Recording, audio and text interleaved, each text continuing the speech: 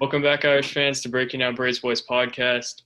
We're back. The season's in less than 2 weeks. We're going to have a ton of stuff coming out, so definitely subscribe to us. There's a big commitment coming this week potentially, and then the season's right around the corner. High school season's also around the corner, so one of our commits is going to be playing, maybe two. So definitely subscribe to us to get the latest on Notre Dame basketball every week, every game. But I'm here with Jake. We're going to be previewing the season, going player by player, in depth for everything. So Jake, thanks for coming on. Let's get to it. Started off with what constitutes a successful season and how do you think they'll get there? I guess we'll go to you first for this one. I think there's no doubt in my mind Notre Dame needs to get back to the NCAA tournament. They need to be playing in March and, eventually April. They haven't been there in 3 seasons. I know people are going to say, COVID season we couldn't. But, I mean, let's be realistic and know that was a long shot. And really, eventually they have to make it back because, I don't want us to expect just to miss it every year. I think the standard for this program and what it was for, a lot of Braves tenure was making the tournament. And if that no longer becomes the standard becomes that we just have to hope and wish that we make the tournament. Where does that really leave us? So I know it's a tough season. We don't know how the season will unfold. We don't know who will how many games we play. We don't know how a lot will fold out. But to me, there's one goal in mind. That's making the NCAA tournament. If we do more, that's awesome. Exactly. That's exactly what I was going to say too. I said in an article a few weeks ago, I think, but 2 years ago you had the freshman excuse. 3 years ago you had the injury excuse with Bonzi. Last year it was progress, and then you had the COVID excuse. So all 3 of those years you had excuses. Now it's time to shine. I know you've had 2 injuries. You had the Ryan Ayers thing. There's been a couple setbacks, but every team in the country has had setbacks. This is the year you have to do it. And that's just everybody within the program knows that. It's just what they have to do.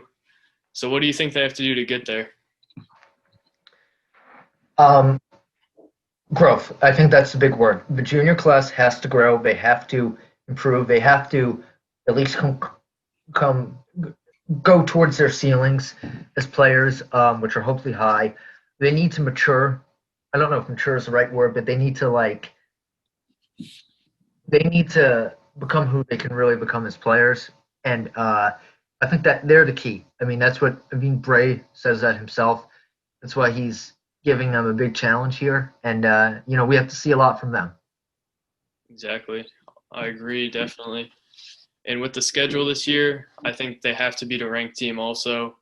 They haven't done that in, 3-4 years? So this is the year you have to do that.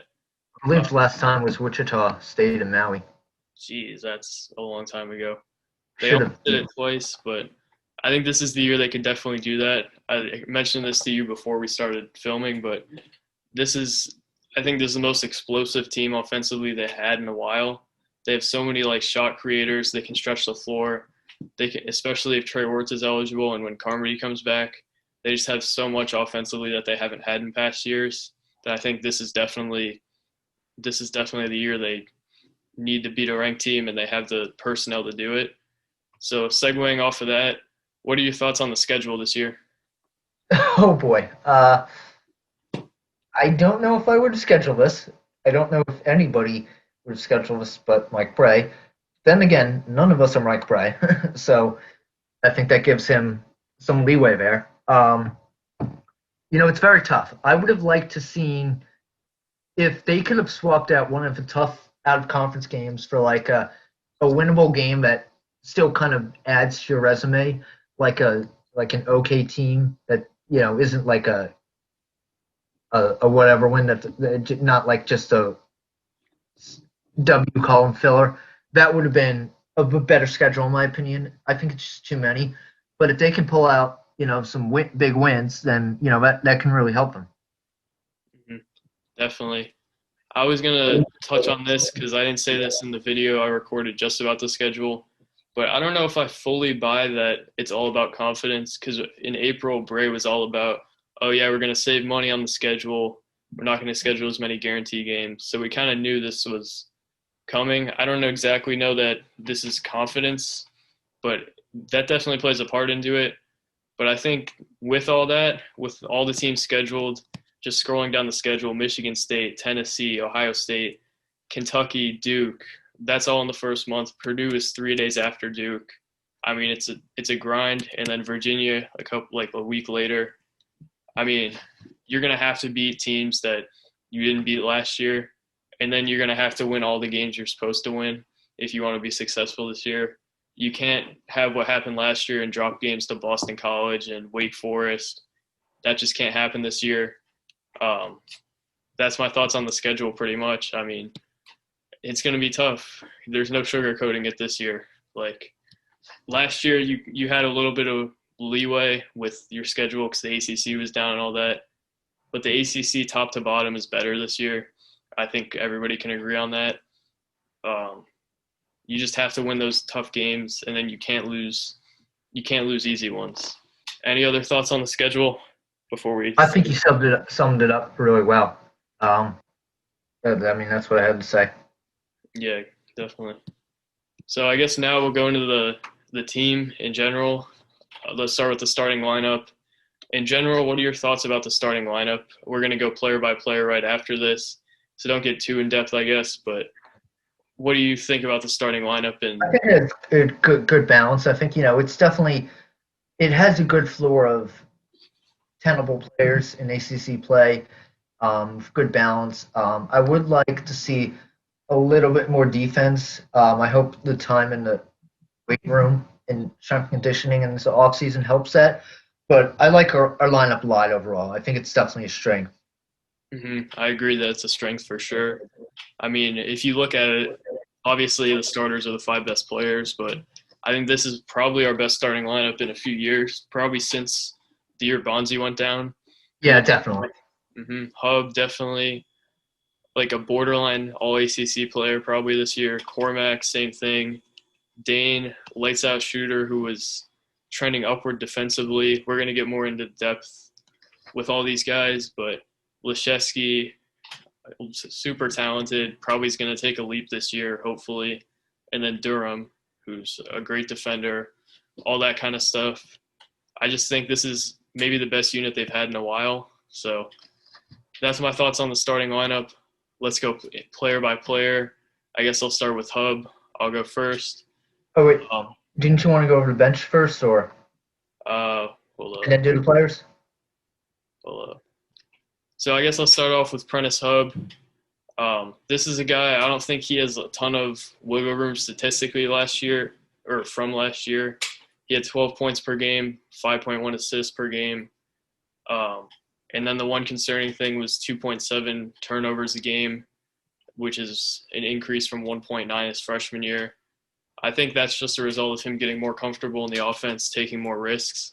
Yeah. But I think his ceiling this year is kind of like 13, 14 point per game scorer. And most of the things I want him to improve on aren't statistical things. It's just I'd like to see him turn the ball over less, be less erratic. I know that 2.7 turnovers a game isn't really bad at all. But if you look at games like Clemson and Duke where they were pressuring him and down and up the court, he was turning the ball over a ton. He was really erratic. And he kind of like that spiral of turnovers early in the Duke game really set us back. And in the Clemson game, that's kind of what made it a rough game because Clemson had so much momentum early. I just love to see a bit more consistency from him, handling the ball and scoring. For some reason at home, he struggled to score a lot. And then the last thing I have for him is I just want to see leadership in effect. All offseason, we've heard it's his team. It's Cormac Ryan's team. It's them two. It's their year to step up as leaders. So I'd love to see that in effect, even if we don't see most of the leadership that happens. Jake, any other thoughts on him? A lot of people say this is Prentice Hub's team, and he's our best players. Our best player. I can't necessarily disagree. I think that's very true. I think he's a good player to have. I would like to see him do better with shooting. I think he takes a lot of shots that aren't really smart to take. I like to see him maybe attack the basket a bit more and not just live and die by threes. But I think overall, I don't want to. I think I want there to be competition for best player because that's good as a team. But really, this is his team to lead, and so he's really important for us in that regard. I definitely agreed about the competition for best player.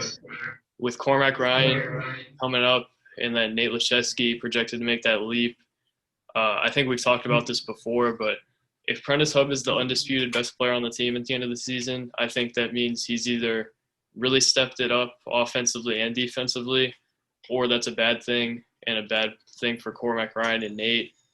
I think if Prentice Hub is the undisputed best player on the team, we're either doing really well because he's scoring 15, 16, 17 a game, or that means Cormac and Laszewski didn't live up to the expectations for this year.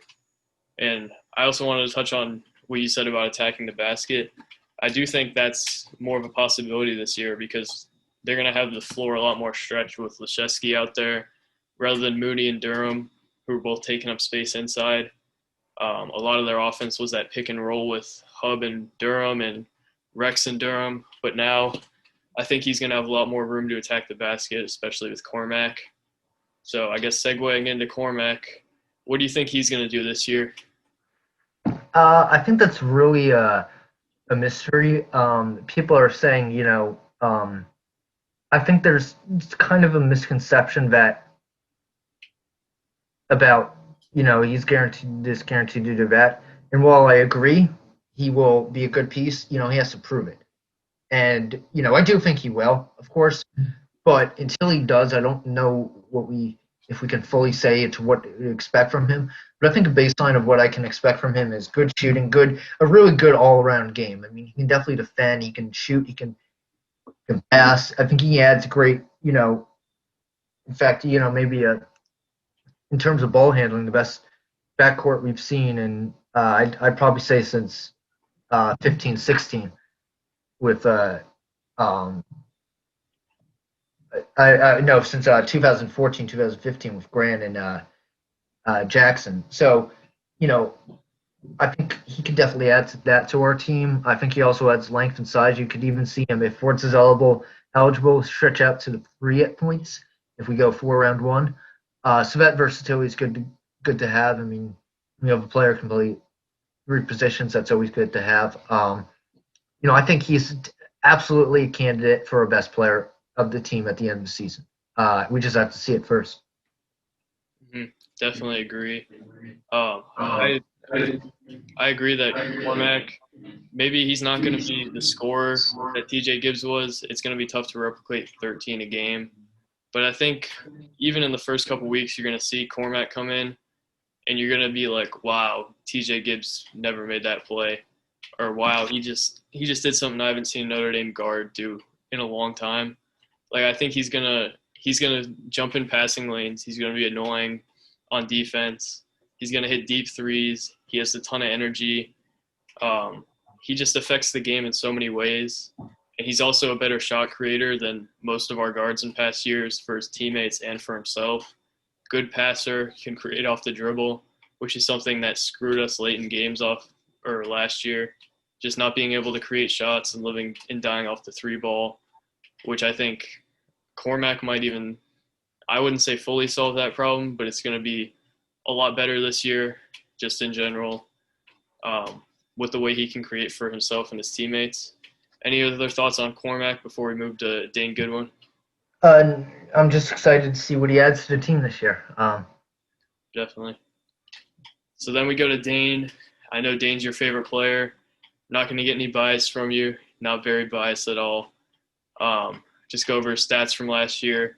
10.8 points per game, 37.7% from 3, pretty much 38, which is better than it looked almost, if that makes sense. 3.8 rebounds, 1.3 assists, and then 0.2 blocks, 0.4 steals. What are your thoughts on Dane heading into this year? Dane was, I'd say at points, been my favorite player. I think this season that's up for grabs, but I think Dane has such an underrated. We leave him out of discussions because we always think of, okay, we're going to have the backcourt pairing of Hub and Ryan. We're going to have a court pairing of Shesky and Durham. So that leaves that Goodwin. So who does he go with? Well, he can really link the two to an extent. We saw it last year. I think especially he went off for like 27 against like Detroit Mercy. You know, I don't care like who you're playing. That's great. I mean, he has that ability to go off just like Hub has. But I think two areas that I need to see more of that I'm not exactly thrilled with was he didn't shoot great at all in conference play. If you look at his conference shooting splits, they kind of surprised me. It needs to get better. I don't know if that's just like him cooling off or like regression to meet average that was coming anyway, or I don't know. And the second, and I think he's been improving on this, he needs to be a better defender for sure. But when you have a guy on any given night who can give you 20, 25, I mean, that's just a good player to have, really. Yeah, definitely. I know he's motivated to competing for Jake's favorite player, but seriously, I think he has to be a better rebounder now that Mooney's gone. I think he's a super underrated athlete, so I definitely think he could be a rebounder. You're definitely right about him being underrated. I just don't know if he's really on the same level as a guy like Cormac Ryan, just because he doesn't have the ability to create like him. But I think he's definitely trending upward defensively.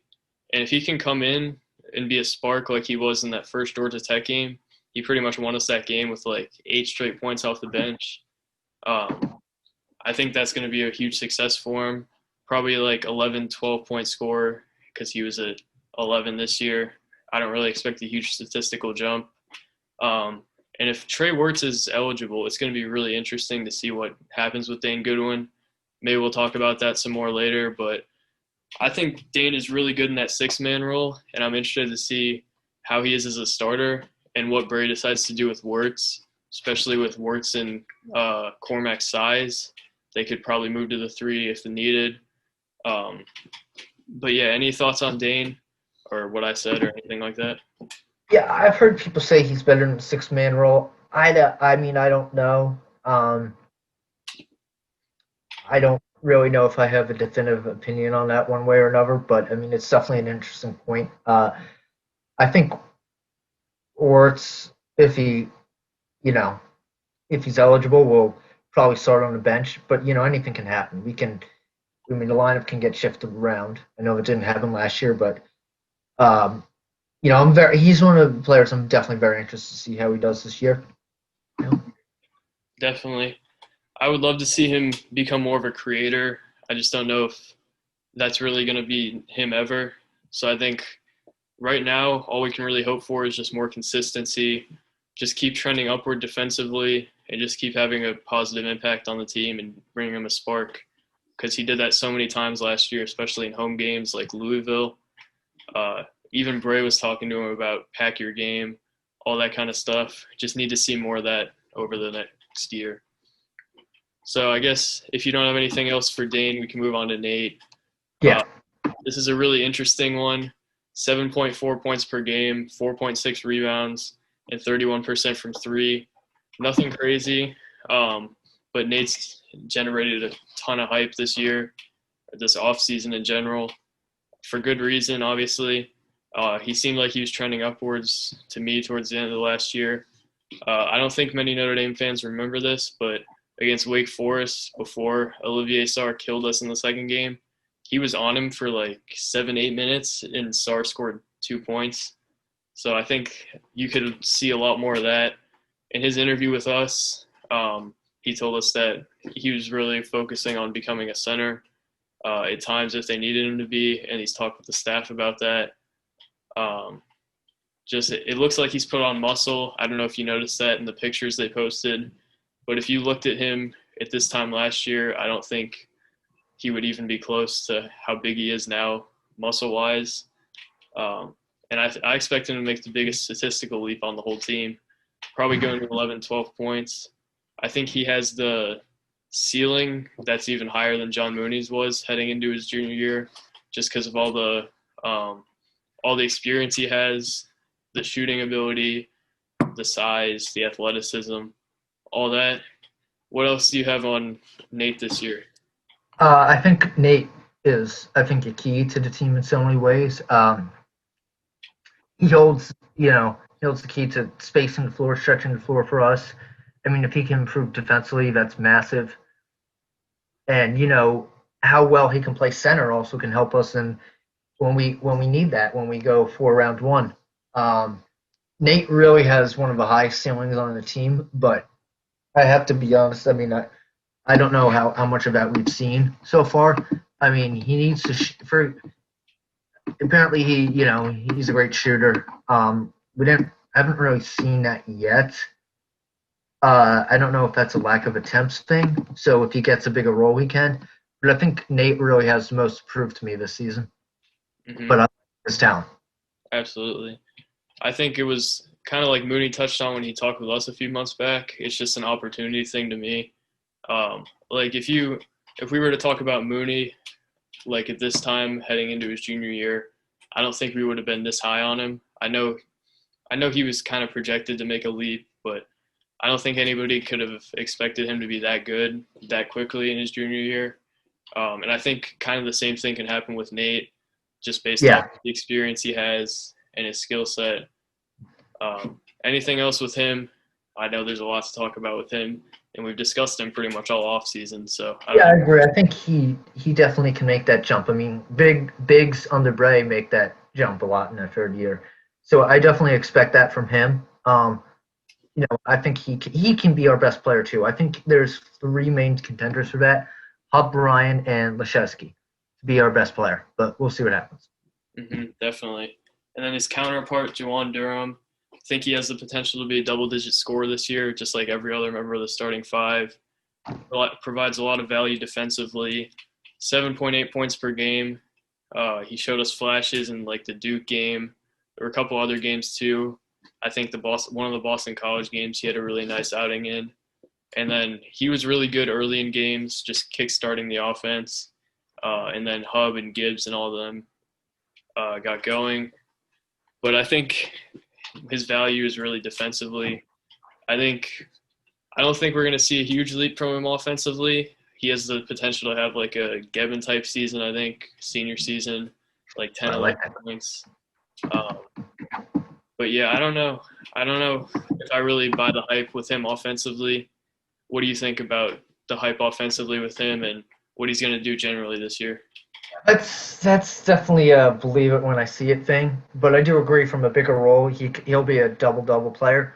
I think every member of the lineup should score double digits, and I think if you don't, something might have gone wrong, in my opinion. Yeah. I think something has gone wrong if at least not a 1 through 4 player score double digits, and I think Durham should too. I think Gavin can have a Gavin-like season for sure. We need to see that first. But I do think he's underrated because he brings a defensive presence they need badly. 8 points a game last year. So with Mooney gone, one more shot a game is not too much to add. I think he can even score maybe 12.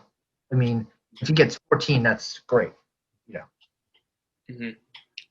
Yeah, I don't know. He's so unique to what Notre Dame's had. I don't know that we've really had like a skinny big like him he's probably a top 3 defensive center in the entire ACC if you ask me. Yeah. But just outside of stats, stat-wise, I think he could be probably an 11-8 guy. I don't know if I'm as optimistic as Jake, but I really like what he brings offensively, especially if he can stretch his range out. I think I saw a clip of him this offseason shooting threes. I mean, like we see with every NBA center shooting threes. But maybe if Bray wants to stretch the floor more, he could incorporate Durham's 3-ball. I don't think he's made one his entire career at Notre Dame. So hopefully he's only attempted one. He's attempted one. Yeah. It was towards the end of last season. Let me find which game it was, but I remember it was awful. I think it might have been Wake Forest. Really? No, it was against Clemson. Really? I think he took one with his foot on the line at Georgia Tech too, but I think it was an awful attempt. Yeah.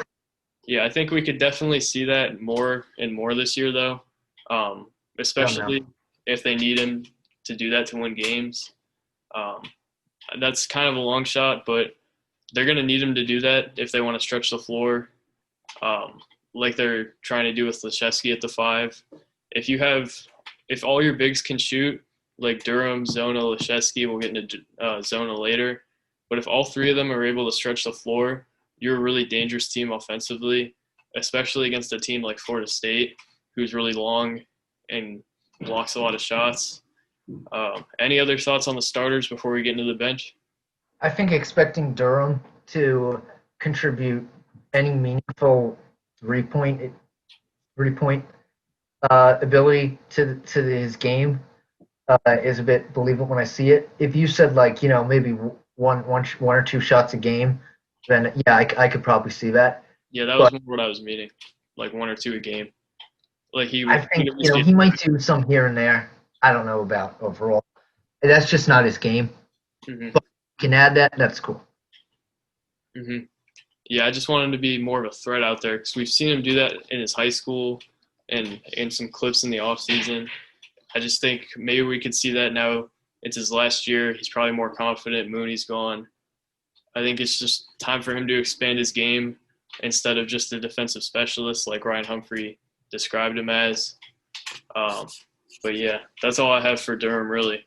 Just need more consistency, keep playing defense, that kind of stuff for him.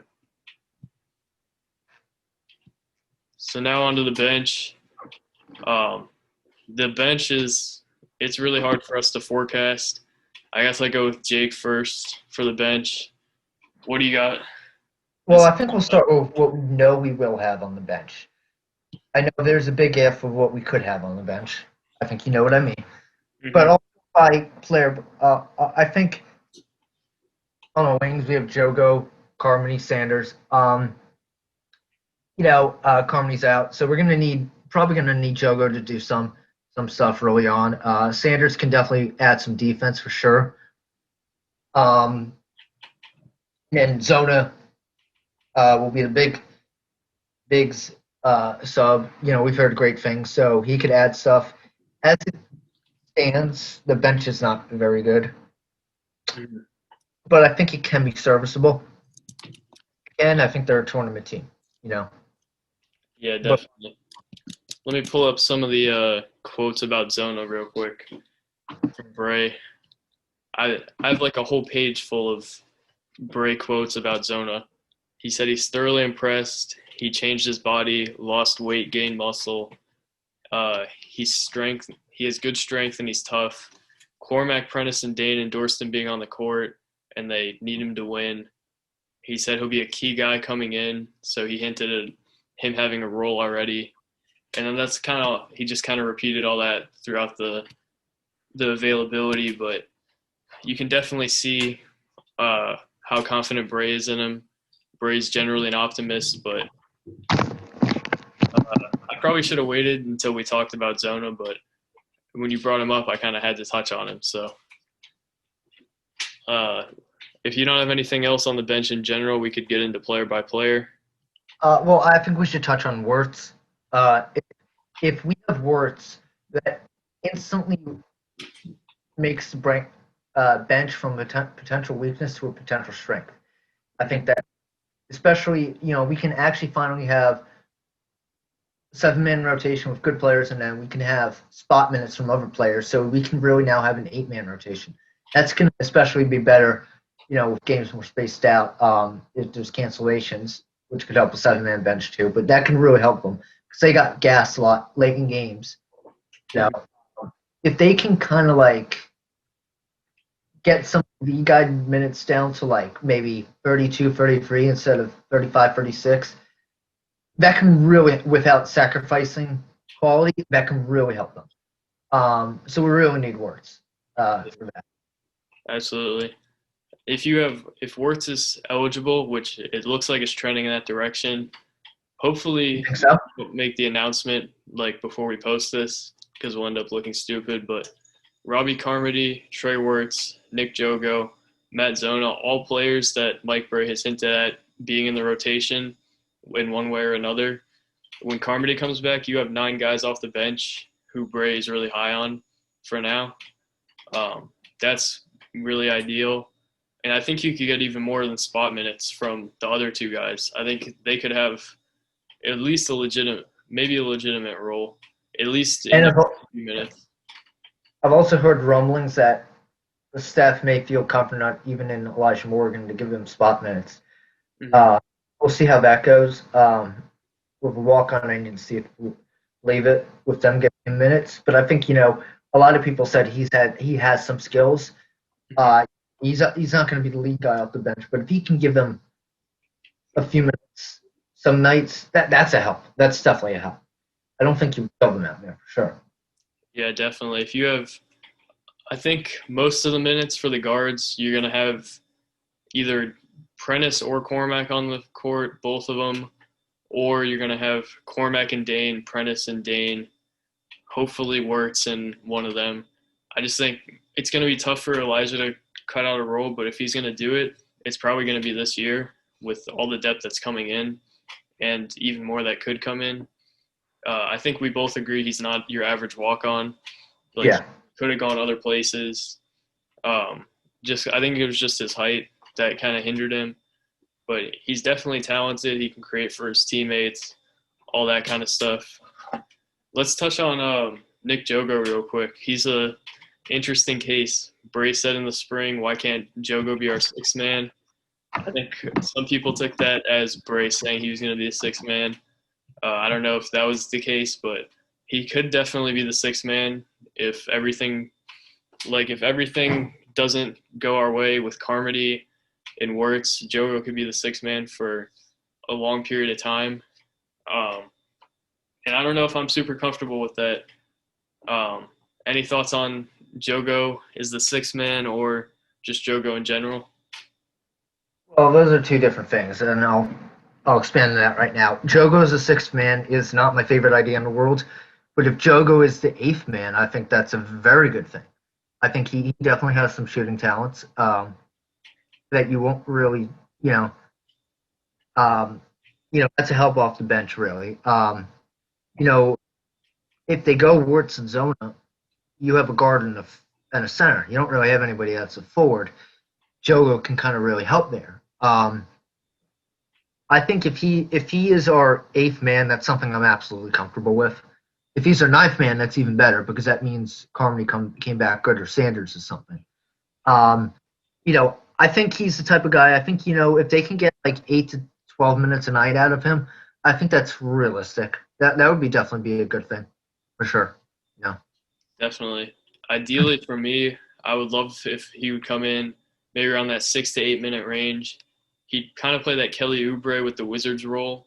He'd just sit in the corner, shoot some threes on offense, let the guards create, let him get open looks, and then he could come in and play decent defense on the other end because he has good length. I think he's deceptively athletic also. Just not sure if I'm confident in him as the 6th man, like I said, and like you said also. And then another potential 6th man candidate, if he comes back, well, he will come back most likely. No basketball activity till around Christmas, so he'll probably be out till like late December, early mid-January. Robbie Carmody, what do you have on Robbie? Well, it really sucks that he starts his first few seasons this way. I mean, that's awful. But he definitely has a case to be the most talented man on the bench. I think, you'd agree, right? Yeah. He can attack the basket. They really need that when he can shoot three. When the rest of the team shoots threes, I think he's also deceptively athletic and has the ability to even, I think, guard 1 through 3. I think he could even play the 3 at times if they go in a small ball lineup because he has the length and athleticism. A lot of people said, oh, he'll be our 6th man. Well, I think even if he can be our 7th or 8th man and we can ease him back in, because he only has 17 minutes of ACC play in his career. That was last year in the season opener against North Carolina. So, I think, he can – I think he could even surprise people this year. I think he's a really talented guy. He was the first guy in, 15 years to start his first game ever at Notre Dame as a freshman. Um, I think that says a lot. Um, but I think they do need him to come back because Wirtz isn't a guarantee and Jogo hasn't really proven anything. So I'm looking forward to what he can do. I really think I hope this can finally be his year. Hmm. Agreed.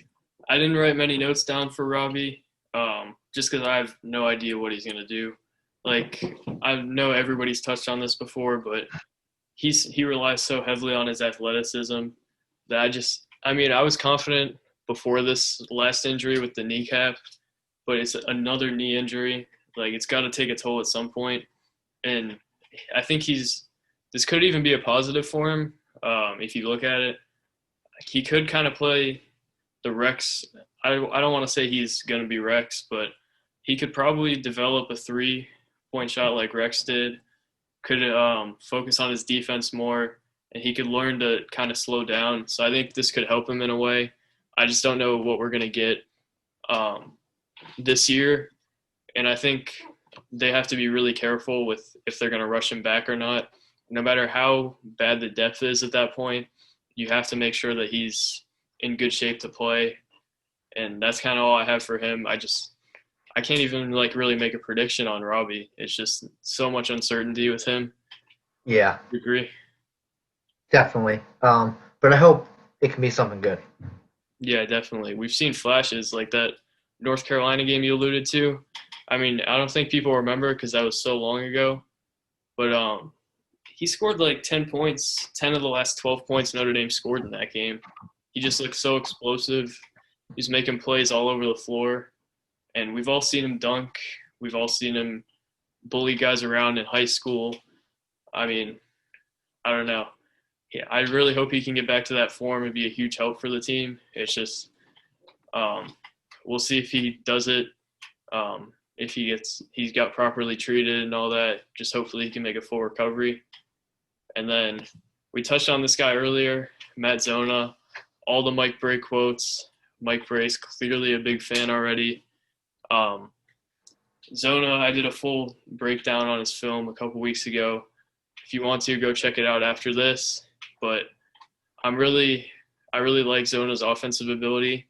Possibly the most talented big offensively on the entire roster. Maybe not the best at one certain thing, but he can post you up. He's got nice touch around the basket. He can stretch the floor. Good shooter. He's working on handling the ball. That's what he said in the offseason. And I think he could just really, really provide a lot of value offensively. But defensively, I think if you have him and Goodwin on the floor at the same time, you pretty much have to go into his zone. From what I saw, he struggled when he switched on to guards. He has good footwork. I just don't know if he's quick enough.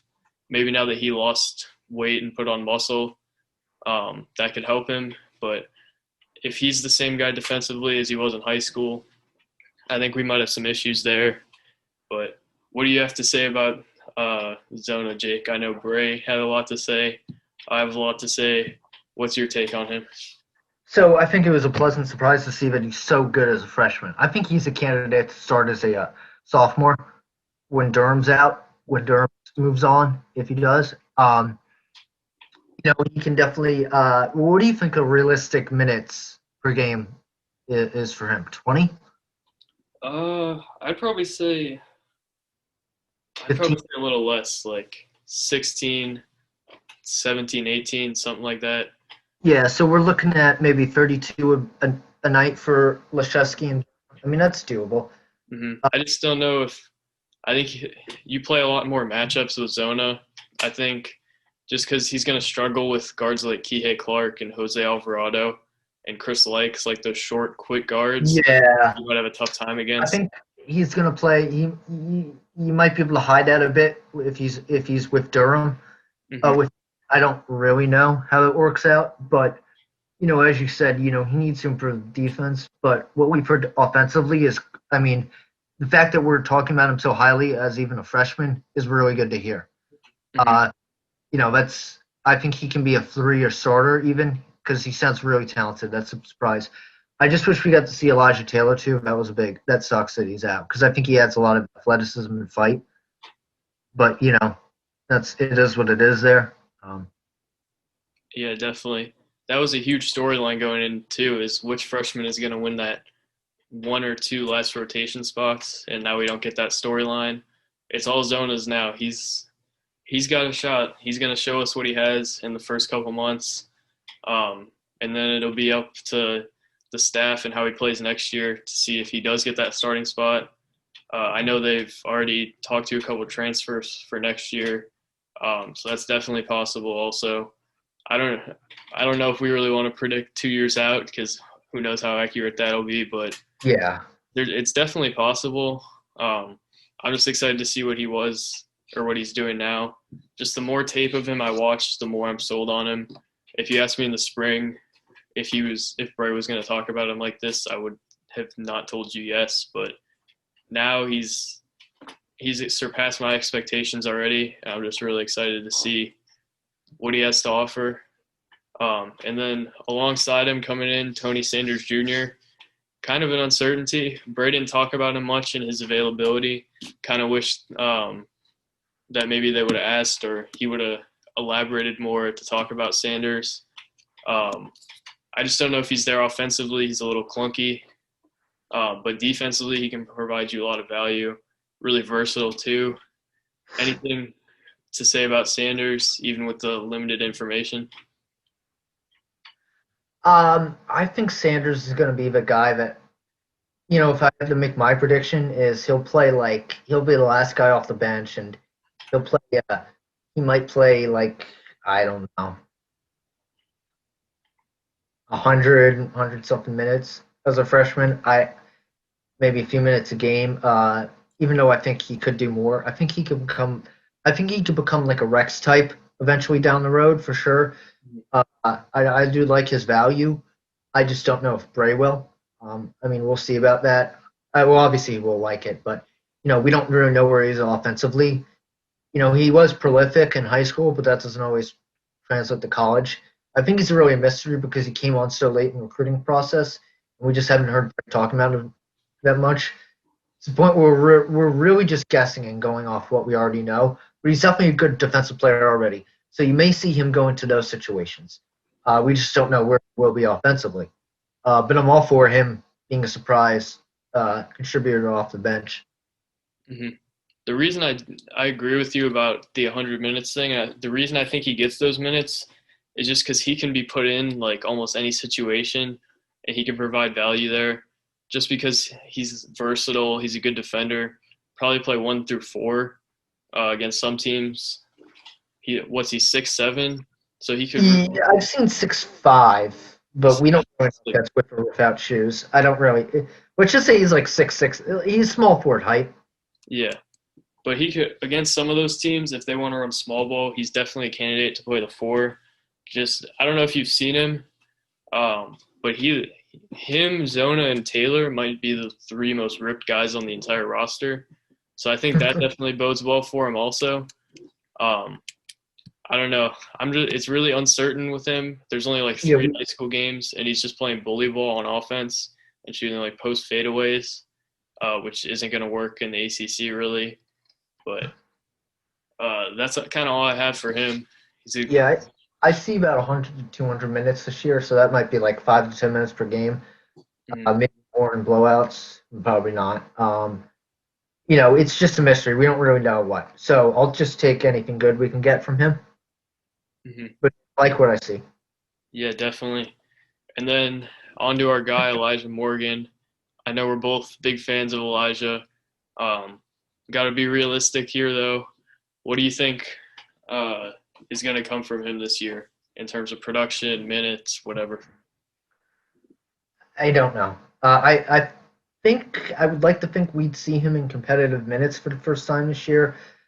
But we really, he is a walk-on. He does have talents. If I had to predict, I think he gets maybe 80 minutes-ish this year. He got 23 last year. I think he'll get a few spot minutes. I really don't. People have said he has talents. He has some talent. He has some skills. but we just haven't really seen it. I think he might just give them some minutes when somebody needs a breather for a minute or two, or I think eventually maybe he can become a contributor. But you know, we don't really know what to expect from him this year. But it would be cool to see him get some competitive minutes. He might, so. Yeah, definitely. I mean, if you watch him in high school, he's just a smooth scorer, facilitates for his teammates. He just kind of does everything on the offensive end. Um, like I said earlier about Zona, I think you could play matchups with him. While Zona might struggle with some of those shorter guards, Morgan could kind of be slotted in there. That's a good point. Mm-hmm. And then also the COVID thing, they could definitely slide him in there because Bray said it's kind of inevitable that something happens. And he kind of alluded to something already happening within the team, like one or two guys were held out. I don't know if that was somebody got it or if they were just near somebody. Mm-hmm. Well, he said they had like injuries or whatever. We know somebody had to miss practice for COVID reasons. Mm-hmm. Yeah, definitely. So Elijah he could step up in those kind of situations. And I don't know that they'd really skip a beat too much. Obviously, they'd miss whoever was out, but he could probably provide you some valuable minutes. So if that's all you have for the bench, we have a couple more things to touch on, like preseason awards are coming up next. So anything else on the bench, or are we good to go? Well, I hope Wirtz plays, and I hope it can go to something that we can actually, maybe a strength even. That would be pretty cool. It would go a long ways. Yeah, the bench has a lot of possibility to flip either way. So hopefully it flips to the positive and we can get it there. But heading into the preseason awards, I guess we'll start it off with bold, big prediction. Who do you think the best player on the team is going to be this year? Ooh, that's tough. I'm probably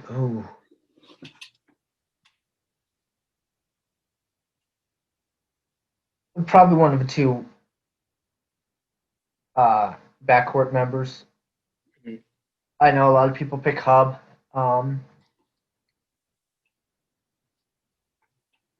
It's either Hub or Ryan. I can't really choose.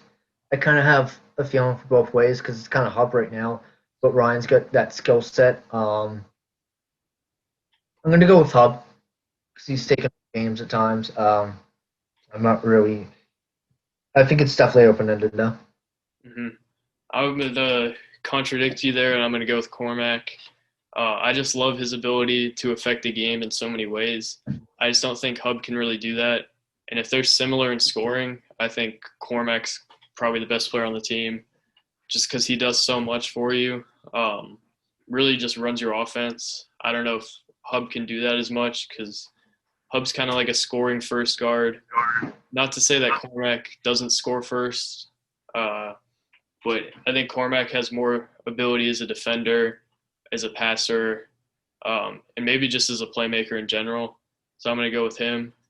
And then this one, it's going to lean more to the other guy, but who do you think is going to be the leading scorer on the team this year? That's I would like if it could be a Laszewski, but I'm probably gonna go with I'm gonna go with either Laszewski or Ryan. I might go with Laszewski for that. I think he has that potential for sure. Interesting. I went with Hub for this one. I actually thought it was kind of easy decision for me. I think Hub's still the best scorer on the roster, even with Cormac and Nate. He's gonna have the ball in his hands so much. It's his team now. Let's take a look at the field goal attempts. Hub had the second most field goal attempts on the roster last year behind Mooney. So I think, I don't know, he takes a lot of shots. So I think he could really step into that role as the main scorer. I just think if Cormac's close to him in scoring, then he's going to be overall the best player on the team. Kind of like Stephon Mitchell on Boston College last year, how he wasn't the leading scorer, but he was considered the best by Boston College. I think if Hub is the leading scorer, that's not good because I'd like to see him be setting up other players more. Mm-hmm. If I mean, Yeah, I agree. Well, I don't know if I agree about the leading scorer, but definitely if he's setting up other guys, that's a really good thing. Um, I prefer that to be what he does. hmm really. So then, is he your leader in assists? We're going to talk about that later, but I'll bring it up now. Yeah, yeah. But I had him too for that. It was actually tough for me um, with Cormac because Cormac's such a good passer, but if Hub's the point guard, I don't think Cormac's really going to be able to take that away from him. Uh, so then you've been pretty high on Leshesky over the past few minutes. Is he your most improved player preseason? Yeah. I was thinking of that when I saw it. I definitely thought Leshesky.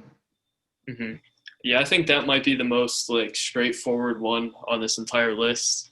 Just I had to go with Leshesky easily. Also, this other one, also pretty straightforward based on what we've talked about so far. Freshman who contributes the most.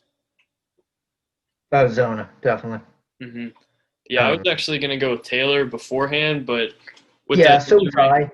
hmm But with his injury and all we read about Zona, yeah, absolutely has to be Zona. Taylor's athleticism would play. But I remember when you had Nathan on and he had Zona and he said Zona. I was kind of surprised by that, but that's why he covers recruiting for a reason. He kind of knows. hmm Mm. Yeah, just the more and more I watch Zona, the more and more I see that. As I watch him more and more, his touch gets better around the basket. Um, he's just, I love his fire, like his attitude and all that. Um, I just think they're going to really turn to him a lot during the year. Um, but yeah, that's kind of all we have for him. We've talked about him a lot. Um, and then the next one we have is player they turn to most late in games. You can go first with this one. I've like a longer answer for this one. I would probably say Hub Uh, or Nate. wow, I have this one's gonna be a lot different than yours, but I have Cormac and Wirtz. If Wirtz is eligible, I'd probably say him to be honest. Just because when Wirtz was transferring and his dad was everywhere talking, one of the first things he brought up was Wirtz's clutch ability, and we've definitely seen that in all the games I've watched. And then Wirtz has an ability to score on his own. So that's also why I picked Cormac. They can just create their shot. They can hit tougher shots, and Hub needs more room to get a shot off than those two do. And Hub didn't really do it much last year, so I'm going to go with those two. I do see how you pick Nate and Hub though. Um, Nate's really the clutch guy on the team, but I I think feel like Nate because he's clutch and you can he can score outside and was like he can score inside too, more than the other guys. So he can get you any type of basket you need. hmm And he had the Toledo and UNC shots. hmm Yeah, I definitely don't disagree with Nate. It's just I think Cormac, Yeah, one of his main like things is that he can create late in games. Same with Wirtz. it's So a good problem to have when you're choosing between so many guys. yeah, exactly, and that's not the good problem we had last year. So because last year, I mean, I think last year it was more so that we didn't have shot creators rather than us fading down the stretch of games. To be honest, but that's for another time. And then our last award, Defensive Player of the Year. Who do you have for that one? It definitely had to be Durham. hmm Or it's the Yeah. only other plus defender I see is Sanders. So, hmm and usually people consider center. I mean, you look in the NBA, all the centers get Defensive Player of the Year awards. So it gives it to Durham, but Ryan can do it too. hmm Yeah, I have Durham also. I know there were some games where he didn't defend well. I remember Mike Bray was getting on him and Mooney when Olivier Sarr lit him up the second time. But I think if he can just do what he did last year as a defender, he'll easily win the award. The prestigious Breaking Down Braves Boys Defensive Player of the Year award. Um, so yeah, that's all we have for those. A couple more questions we have. What's your biggest concern with this team?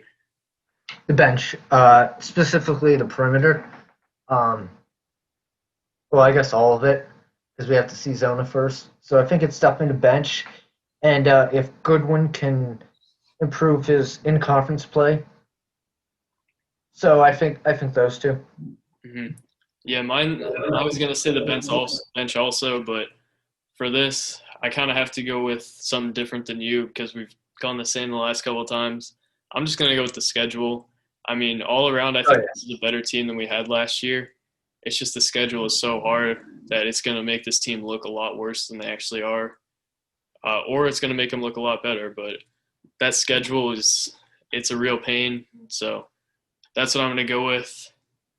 And then tying into your biggest concern, how big do you think the absence of Taylor and Carmody are going to be? It's hard to say because we haven't really seen from them.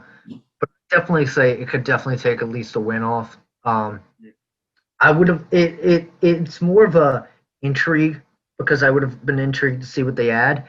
But without knowing what they add, we can't really know what we subtract by not having them.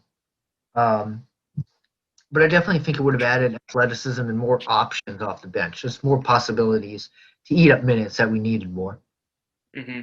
Yeah, I would have loved for it to be more of a competition like it was going to be heading into the summer, but now we know that's not going to happen. I think Taylor would have translated really well as a freshman, so I'm a little disappointed to see that. But Taylor, if he stays for a fifth, potentially sixth year, I don't know how all that works because they get a free year anyway, but that's going to be scary. A guy who imposes his will like Taylor does, that's going to be really scary later on in his career. And then Carmody, we've gone without him already. So, But what were you Carmody will be back. So could you see Taylor being kind of like a maybe not as good, but like a Bonzi type of player yeah, eventually? definitely. Hmm. I'm a little So less high on him than I was on Bonzi just because of his shot. His release yeah, is really like long, so I don't know if he'll be able to like stretch the floor and create like Bonzi did because Bonzi was almost like a guard where Taylor is way more of a big. Taylor has a nice shot, but I mean Bonzi is Bonzi. So Mhm. Yeah, and Taylor has a nice shot and he can hit shots from deep, but it might take an adjustment early on, I think, just because his shot is so long and he didn't have to what's it called? People were scared of him posting up in high school, so it made it easier for him to get a shot off. And now in the ACC, there's better defenders on him every night, so I think that's gonna be kind of um, a wait and see thing. So yeah, the for record sure. predictions are next up, I guess. Last thing we have, um, we're not going to go game by game yet because we're going to do that during the season. Game previews every game. Um, Probably going to get journalists from some other teams too. We have some already lined up. But Jake, I guess we'll go to you for this first. What do you think the Notre Dame record's going to be this year? I see 12, 13, maybe 14 wins. I would like to get that to 13 and ideally to 14. Uh, I would probably say 13 wins, 13 and 12. Does they get into the tournament? I don't know. I think 14 does. If they can like get a win against a Kentucky, that's huge. Um, but I mean, we'll see. Really, I'd probably go third. I'll go with 14 and 13. Let's be optimistic. Hmm. Yeah, I was going to say 13, 14, 15 for mine. Um, I don't even know if it necessarily matters the record as much because last year they won 20 games and wouldn't have made it to the tournament. But Yeah, true. this year, um, you're going to have to beat some of those ranked teams. So I think you could almost get in with 13 easier than you could have with 20 last year, as crazy as that sounds. But honestly, I think 14, 15. I will say I think this is a better team than we had last year. I think it's just the schedule is so difficult that they're going to have a tough time. Um, but that's kind of it for what we have. It's been a nice episode. If you've been here the whole time, thank you for watching. You're a real one. And Jake, any closing remarks? Uh, I hope to get this up as our first part podcast. Really start something. Let's hope it's a good season. I can smell college basketball and go Irish. Go Irish. Be sure to check us out. I think this one's going on Apple Podcasts too. Subscribe to the YouTube if you haven't. Follow us on Twitter. I'll probably put Jake's link in the description along with mine. But that's all I got. Go Irish. Can't wait for the season and hope you join us throughout the season. So, peace.